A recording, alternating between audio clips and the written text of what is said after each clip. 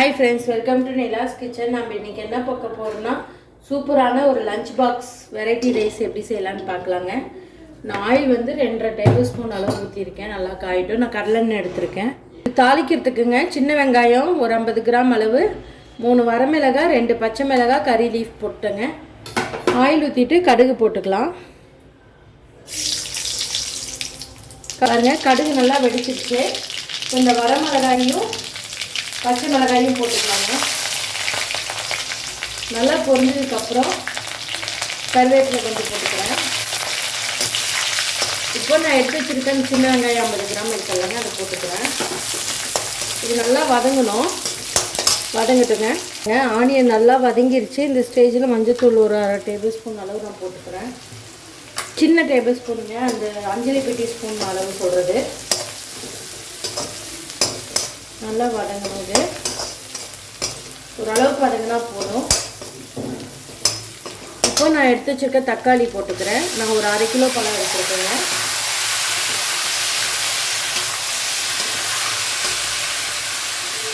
இது நல்லா வதங்கி வரணும்.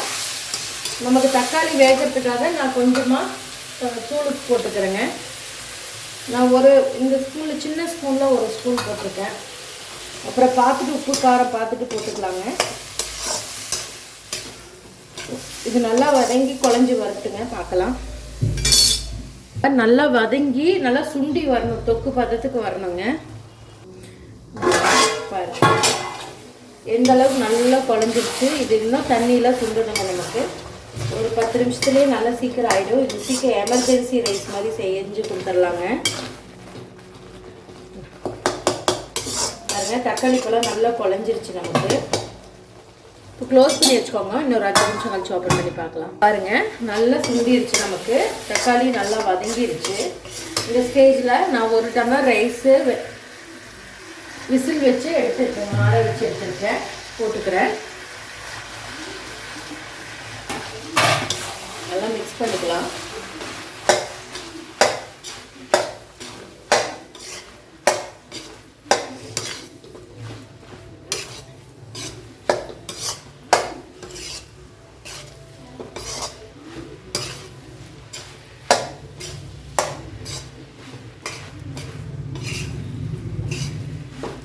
பாருங்கள், எவ்வளோ சூப்பரான ஒரு ரைஸ் செய்வீங்க.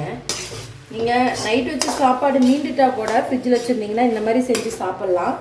டேஸ்ட்டாகவும் இருக்கும். அந்த பழைய சாப்பாடு ஃபீலே இருக்காதுங்க. இது நான் என் ஹஸ்பண்டுக்கு ஆஃபீஸ் கட்டிகிட்ருக்கேன். சூப்பரான தக்காளி சாதம் ரெடிங்க.